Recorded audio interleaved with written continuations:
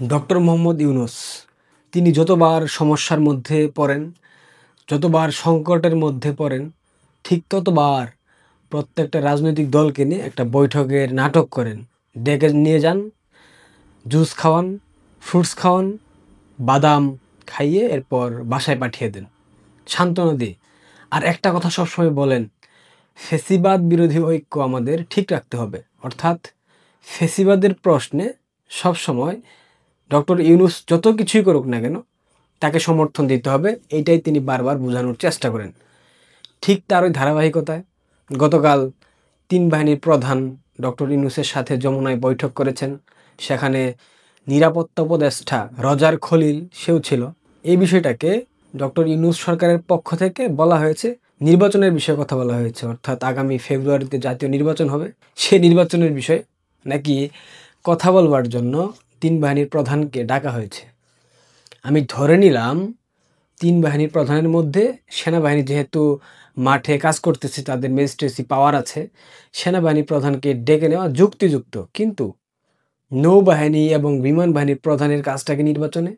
নাকি নির্বাচনে যে ভোট ডাকাতি হবে সেটা নৌবাহিনীর মাধ্যমে নদীতে ফেলবে ভোট, আর বিমান বাহিনীর মাধ্যমে সেই ভোট এক জায়গা থেকে আরেক জায়গায় স্থানান্তর করবে? এরকম পরিকল্পনা আছে? মানে কি বুঝান আপনারা? আপনারা যেইটা বুঝাবেন বাংলাদেশের মানুষ সেটাই বুঝবে।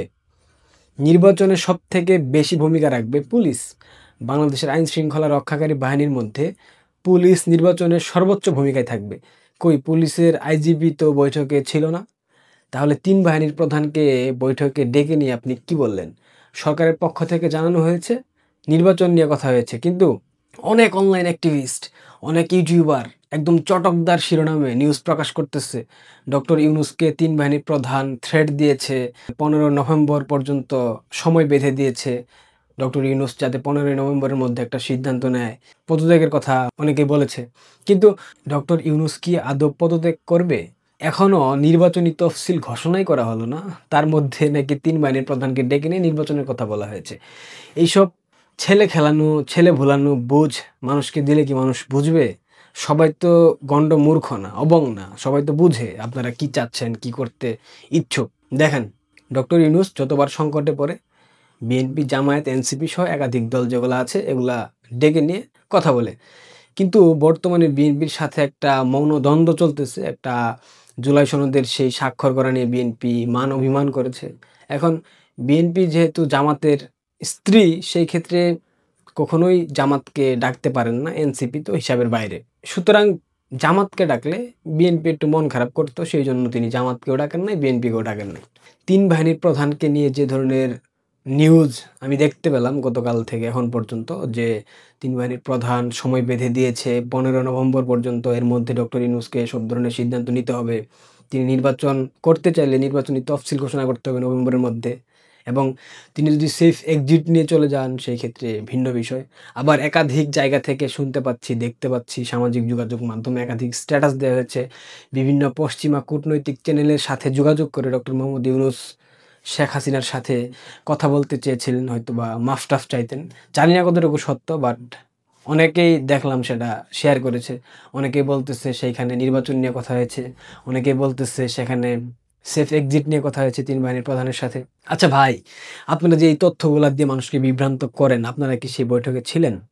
সেই বৈঠকে ছিল সেনাপ্রধান ইউনূস, বিমান বাহিনী প্রধান আর নৌবাহিনী প্রধান, সেখানে রজার খলিল ছিল। তো এইখানে কি আপনাদের কোনো এজেন্ট আছে যে আপনাদের কাছে তথ্য সার্ভ করে? এই যে মিথ্যা কথা বলে ভিউ ব্যবসা করেন, এগুলাকে ঠিক মোটেও ঠিক না। যাই হোক, এটা আপনাদের ব্যক্তিগত বিষয়, আপনারা করতে পারেন, সেটা নিয়ে আমি কোনো কথা বলতে চাই না। তবে তিন বাহিনীর প্রধানকে নিয়ে বলা হচ্ছে ডক্টর মোহাম্মদ ইউনূস তাদেরকে ডেকে নিয়েছে বিপদে পড়ার কারণে। এটা আমি বিশ্বাস করি, ডক্টর ইউনূস যখন সংকটে পড়ে তখন তিনি বিভিন্ন রাজনৈতিক দল এবং বিভিন্ন সরকারের বড় বড় কর্মকর্তাদেরকে ডেকে নিয়ে যান। তিনি প্রধান বিচারপতিকেও ডেকে নিয়ে গিয়েছিলেন, যেটা আইন বহির্ভূত একটা কাজ। বিচার বিভাগ সবসময় স্বাধীন থাকবে, সেখানে প্রধান উপদেষ্টার সাথে প্রধান বিচারপতির সাক্ষাৎ কতটা যুক্তিযুক্ত সেটা নিশ্চয়ই আপনারা বুঝতে পারছেন। দেখেন, যাহাই ইউনূস, তাহাই সেনাপ্রধান, তাহাই বিমান বাহিনী প্রধান এবং তাহাই নৌবাহিনীর প্রধান। তবে এখানে একটা বিষয় আছে, যেই বাহিনীর প্রধানরা শেখ হাসিনার মতো রাষ্ট্রপ্রধানের সাথে বেইমানি করে শুধুমাত্র মিশনের টাকার লোভে, সেই বাহিনীর প্রধানরা যে ডক্টর ইউনূসের সাথে বিট্রে করবে না, এটা নিশ্চয়তা ডক্টর ইউনূস নিজেও পান না। সেজন্য তিনি সংকটে পড়লে তাদেরকে ডাক দেন, কারণ আলটিমেটলি তারা সবাই একই পারপাস সার্ভ করছে, তারা একই সংস্থার হয়ে কাজ করতেছে, তারা ওই ঘুরে ফিরে ডিপ স্টেটের দিকে তাকিয়ে আছে এবং ডিপ স্টেট যে ধরনের ফর্মুলা দেবে, যে সিদ্ধান্ত দেবে, সেটাই তারা অ্যাপ্লাই করবে, এর বাইরে আর কিছুই না।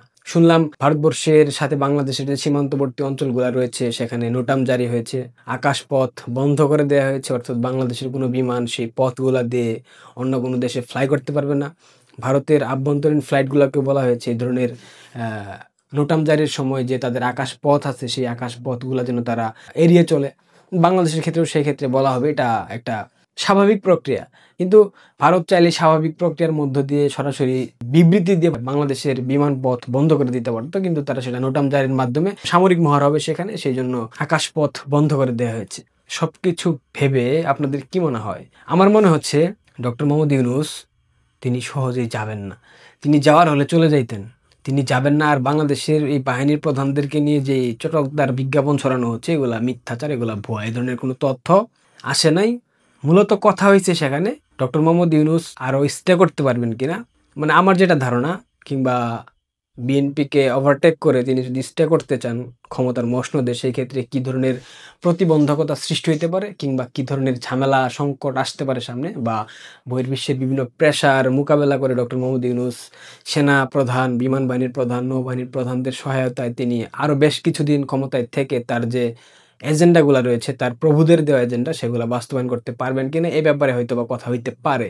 এটা যথেষ্ট যৌক্তিক, কারণ তিনি সেফ এক্সিট নিয়ে কোথায় যাবেন এটা নিশ্চয়ই সেনাপ্রধান নির্ধারণ করবেন না, তাকে সেফ এক্সিট নিশ্চয়ই সেনাপ্রধান দিতে পারবেন না, কারণ বাংলাদেশের তো রাজনৈতিক দল আছে, বাংলাদেশের মানুষ তো আছে এখনো বেঁচে, এয়ারপোর্ট দিয়ে তো যাইতে হবে সেফ এক্সিট নিলে, বিমানটা তো এয়ারপোর্ট থেকে ফ্লাই করবে, তাই না?